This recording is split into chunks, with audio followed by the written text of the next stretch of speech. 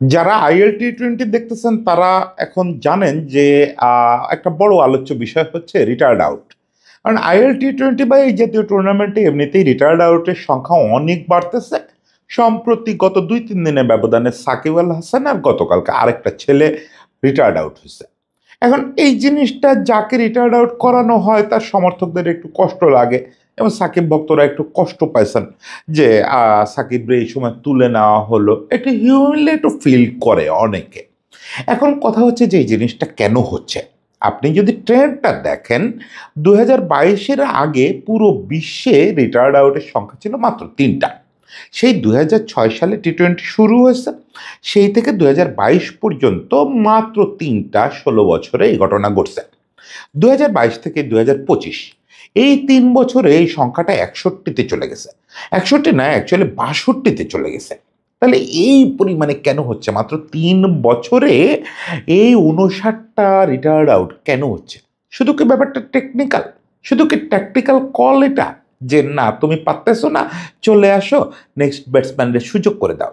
না, গবেষকরা তা মনে করতেছেন না। ওয়ার্ল্ড ওয়াইড এটা নিয়ে ফিস ফিস চলতেছে, কোথাও কোথাও বেশ বিস্ফোরণের মতো আওয়াজও হচ্ছে যে রিটায়ার্ড আউট নিয়ে এই যে খেলাটা চলতেছে, এই যে ব্যাপক পরিমাণে বাড়তেছে জিনিসটা, এটার পিছনে গন্ধ আছে। গন্ধটা খুব পরিষ্কার, সেটা হচ্ছে ফিক্সিংয়ের গন্ধ আছে। কিভাবে রিটায়ার্ড আউট ফিক্সিংয়ের রোল প্লে করে সেটা স্বল্প করে একটু বুঝায় বলবো। আমি বলতেছি না যে each and every retired out fixing related, এটা ফিক্সিং ছাড়াও হতে পারে এবং আমরা এখনো পর্যন্ত ধরে নিচ্ছি যে ফিক্সিং ছাড়াই হচ্ছে। কিন্তু আমি আজকে একটু বলতে চাই যে এটা কিভাবে গন্ধটা ছড়াচ্ছে, কিভাবে ফিক্সিংয়ের গন্ধটা ছড়াচ্ছে এবং কিভাবে লোকেরা এটা নিয়ে প্যানিক ফিল করতেছে, সেই জিনিসটা একটু বলতে চাই। দেখেন, একসময় রিটায়ার্ড আউট তো খুব বিরল ব্যাপার ছিল, যেটা বললাম যে 2022-এর আগে মাত্র 3বার এই ঘটনা ঘটছে। আমার মনে আছে রবিচন্দ্রন অশ্বিন যখন IPL খেলতেন, রবিচন্দ্রন অশ্বিন একবার নিজের উইকেট স্যাক্রিফাইস করছিলেন, তখন কিন্তু এটাকে স্যাক্রিফাইস হিসাবে দেখা হতো। অ্যাজ ল পারমিট করে যে কোনো ফরম্যাটে যে কোনো ব্যাটসম্যানের এই অধিকার আছে নিজেকে আউট করে চলে আসা। কিন্তু যেহেতু আপনি নিজেকে আউট ঘোষণা করতেছেন, আপনার নামের পাশে আউটই লেখা হবে। রিটায়ার্ড হার্ট হলে যেটা সুবিধা হয় যে আপনি যদি ইনজুর্ড হয়ে মাঠ ছাড়েন, মাঠ ছাড়তে বাধ্য হন, তাহলে আপনার নামের পাশে স্টার থাকবে, মানে নট আউট থাকবেন আপনি। কিন্তু রিটায়ার্ড আউটের ক্ষেত্রে ওই সুবিধা পাবেন না। ওকে, এইটা সত্ত্বেও কোনো কোনো ব্যাটসম্যানরা এই সুবিধা নেন। টেস্টে তো আপনাদের মনে আছে আমাদের এগেনস্টে মায়েলা জয়াবর্ধনে এবং মারবার আতাপাত্য দুজনই ডাবল সেঞ্চুরি করে রিটায়ার্ড আউট হয়েছিল। সেটা আমাদের জন্য খুব অবমাননাকর ছিল, তাদের জন্য ব্যাপারটা ছিল যে এখানে আর রান করে লাভ নাই। তারা ব্যাপারটা আর পাত্তা দেয় না যে এখানে যদি আমরা ট্রিপল সেঞ্চুরিও করি ওই মর্যাদাটা পাবো না। ওকে ফাইন, এক একটা কেস তো এক এক রকম, কিন্তু T20-তে শুরুতে ব্যাপারটা ছিল ট্যাকটিক্যাল মুভ। কীরকম ট্যাকটিক্যাল মুভ? ওই যে অশ্বিনের কথা বললাম, অশ্বিন দেখতেছেন যে উনি ব্যাটে বলে করতে পারতেছেন না। এখন অশ্বিন ভালো ব্যাটসম্যান, টেস্টে তার অনেকগুলো সেঞ্চুরি আছে, কিন্তু T20-র জন্য তো আসলেই তিনি ঠিক ওই রকম মানানসই ব্যাটসম্যান না। ফলে শুরুতে ব্যাপারটা ট্যাকটিক্যাল কলই ছিল যে 18 ওভার 17 ওভার খেলা হয়ে গেছে, রান বাড়তেছে না, অথবা আপনি চেস করতেছেন, যে গতিতে চেস করা উচিত, বল রানের ইকুয়েশন যেমন রাখা উচিত, ওই ব্যাটসম্যান সেটা পারতেছেন না। ওকে, কল হিম, তাকে ডাকে পাঠান, ডাকে পাঠায় নেক্সট ব্যাটসম্যান পাঠান, একটা পাওয়ার হিটার পাঠান। এটা কিন্তু ট্যাকটিক্যালি ছিল ব্যাপারটা। কিন্তু 2022-এর পর থেকে এটা যে বন্যার মতো শুরু হলো, এটা আর ট্যাকটিক্যাল বলে লোকজন মানতে রাজি থাকলো না। মানতে রাজি না থাকার পেছনে বহুত কারণ আছে।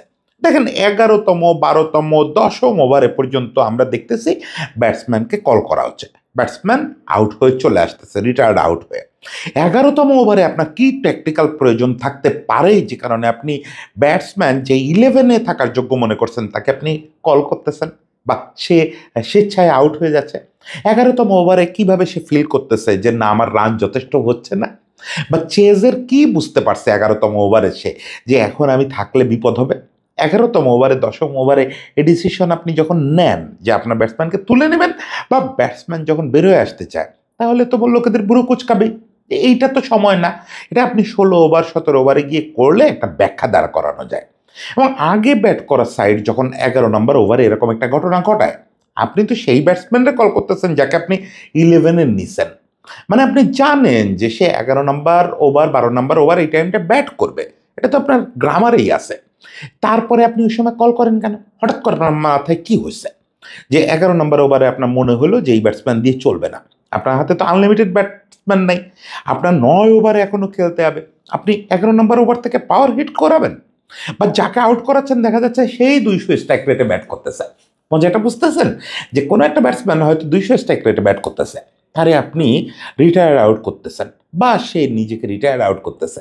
ফলে সন্দেহটা দাঁড়ায় যায় যে 200 স্ট্রাইক রেটে একটা ব্যাটসম্যান ব্যাট করতেছে, তারে আপনি কি করে ফিরে আনেন? তার বদলে কি চান? আপনি ওখানে যে 600 স্ট্রাইক রেটে কেউ ব্যাট করবে এটা আশা করেন? না, এখানে কিছু কিন্তু রয়ে যায়। যেমন সর্বশেষ গত পরশু যে ঘটনাটা ঘটল, ম্যাক্স হোল্ডার নামে একজন ব্যাটসম্যান, তাকে প্রথমে নিকোলাস পুরান আউট করলো না। কারণ সে যেভাবে ব্যাট করতেছে মনে হচ্ছিল যে উইকেটে থাকাই হয়তো প্রতিপক্ষের জন্য ভালো, রান কম আসতেছে।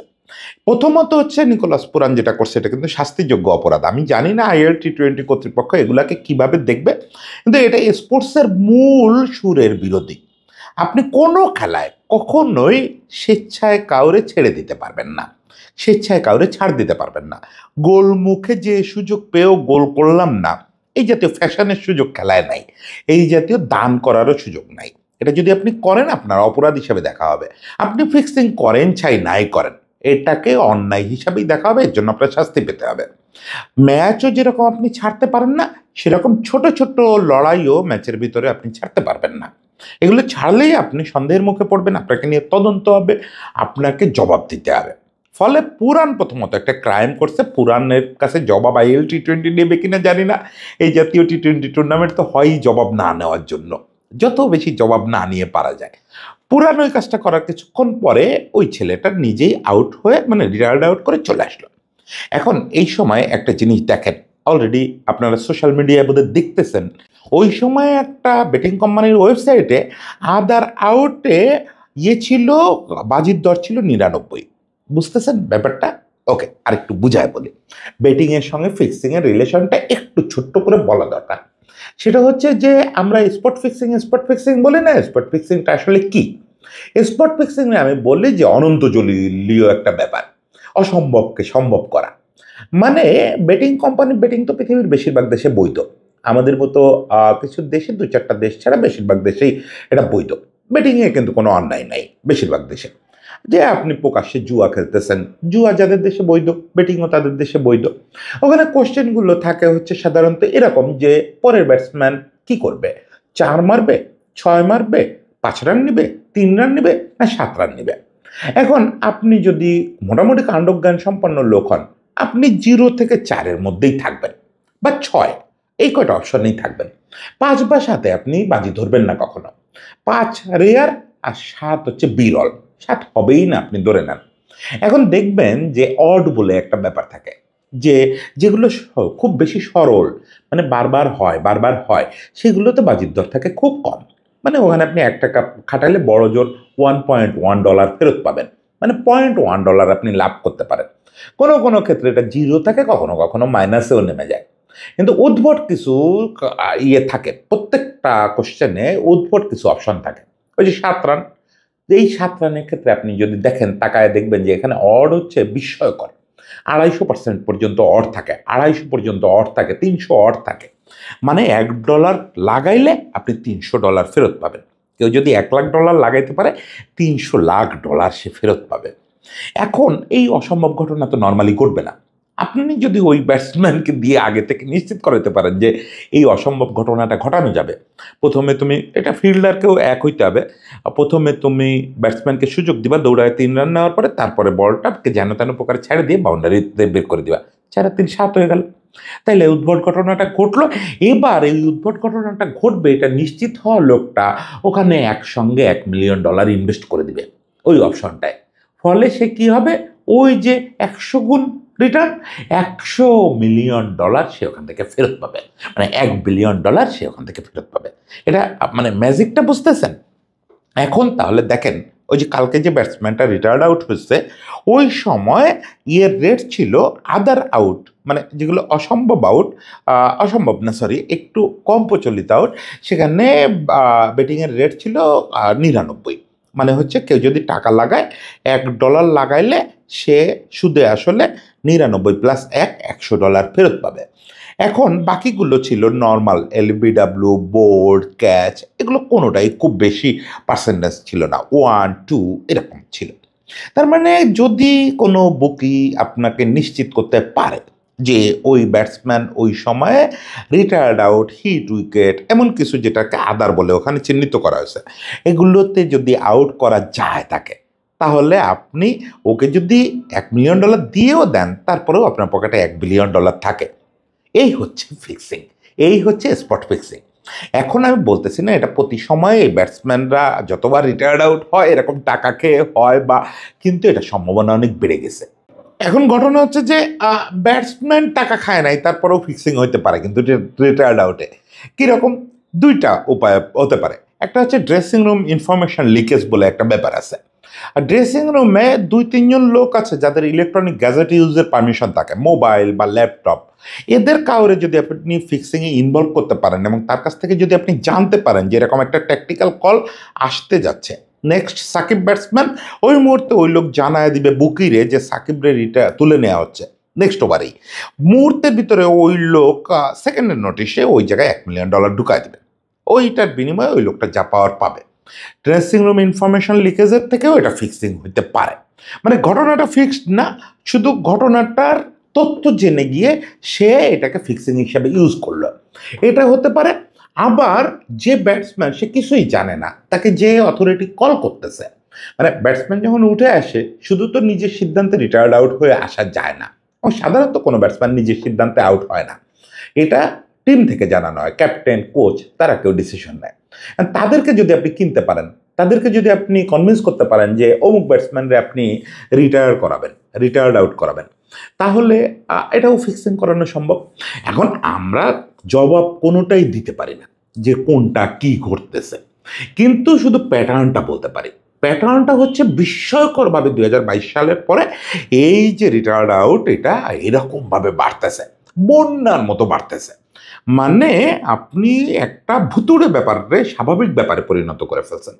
ওই যে আগেই বলছি, অসম্ভবকে যখনই আপনি সম্ভবে পরিণত করতে পারবেন তখনই আপনি বাজিকর হিসেবে সব জিতে যাবেন। যখনই আপনি 5 রান রেগুলার করে ফেলতে পারবেন, কিংবা মোহাম্মদ আমিরের মতো এরকম একটা ভুতুড়ে নো বল দিতে পারবেন, ওখানে অপশনগুলো কি ছিল আপনার ওইটা মনে আছে কিনা কোশ্চেনগুলো, যে নেক্সট ডেলিভারিটাতে কি হবে। নো বলে কেউ বাজি ধরে নাই একটা নির্দিষ্ট কোম্পানি ছাড়া, এবং নো বলে ওই দিন অড ছিল ভয়ানক বেশি, সম্ভবত 500 বা 600 অড ছিল। আমি নো বল করে দিছে, মানে যে লোকটা নির্দিষ্ট করে ওই বাজিটা ধরছে সে সব টাকা জিতে গেছে, মার্কেটে সব টাকা তখন তার কাছে। এখন এই ট্রেন্ডটা ভয়ানক একটা ট্রেন্ড, এটা ইঙ্গিত দিচ্ছে যে সবগুলোতে না হোক কিছু জায়গায় এরকম ফিশি ঘটনা ঘটতেছে বলেই জিনিসটা খুব বাড়তেছে। যেটা বললাম, অসম্ভব সব সময়ে 11 ওভার, 10 ওভার, 12 ওভার, এইসব সময়েও ব্যাটসম্যানদের আমরা রিটায়ার করতে দেখতেছি। 200 কাছাকাছি স্ট্রাইক রেট নিয়ে ব্যাট করতে থাকা ব্যাটসম্যান, সেও রিটায়ার করতেছে।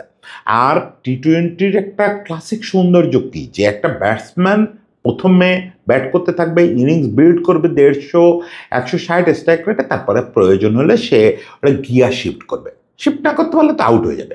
সেই সুযোগ দেন না কেন আপনি? 11-12 নাম্বার ওভারে বসে তারা তো সেই সুযোগ দিতে হবে আপনার, যে গিয়ার শিফট করো। আপনি মেসেঞ্জারকে দিয়ে বলে পাঠান যে গিয়ার শিফট করো, এখন তুমি 300 স্ট্রাইক রেটে ব্যাট করবা, পারলে পারবার, না পারলে আউট হয়ে যাবা, তখন তো স্বেচ্ছায় আউট হওয়ার দরকার হয় না। যাই হোক, সবসময় হয়তো এই সুযোগ থাকে না। কোনো কোচ, কোনো ক্যাপ্টেন বলতে পারেন যে না, আমার ইমিডিয়েট পরের বল থেকে রান দরকার, পরের বলে আমি কায়রন পোলার্ডের হিটিং দেখতে চাই। ফলটা হয়েছে ওই দিন কায়রন পোলার্ড 2 বলে 4 রান করে আউট হয়ে আসে। যাই হোক, মানে যুক্তিও আছে, কুযুক্তিও আছে, কিন্তু আপনি যখন দেখেন যে এরকম একটা অস্বাভাবিক ঘটনা রেগুলার হয়ে যাচ্ছে, তখন বুঝতে হবে যে কিছু একটা রহস্যময় কিছু ঘটতেছে। এইটা শুধু সরল চোখের ব্যাপার না। আমি বলতেছি না, আবারও বলি, যারা এটা করতেছেন, সাকিব বা অমুক তমুক যারা রিটায়ার্ড হচ্ছে, তারা কেউ ফিক্সিং করতেছে এটা বলতেছি না, কারণ অন্য অনেক লোকের এখানে অনেক কিছু করার আছে। আবার আদৌ ফিক্সিং হচ্ছে এই দাবিও করার সুযোগ আমাদের নাই, কারণ কোনো এভিডেন্স এখনো পর্যন্ত নাই। তবে আমি মোটামুটি আপনাকে কথা দিয়ে দিতে পারি, নেক্সট 1-2 সিজনের ভিতরে আপনি 2-4টা রিটায়ার্ড আউট করা ব্যাটসম্যানরে হইতে দেখবেন, ফাঁসে যাইতে দেখবেন। কারণ এই পরিমাণে ঘটনাটা ঘটতেছে যে এখন যারা এগুলা নিয়ে কাজ করে, যেসব এজেন্সি যারা বুকিদের ধরতে চায়, ফিক্সারদের ধরতে চায়, তারা বুঝে ফেলছে। ফলে ব্যাপারটা খুব দ্রুত যে দু একজন ধরা পড়বে এ ব্যাপারে আমি আপনার নিশ্চয়তা দিতে পারি। যাই হোক, খেলাটা ফেয়ার থাকুক সেই কামনায় থাকে। সবাই ভালো থাকবেন, সবাইকে শুভেচ্ছা।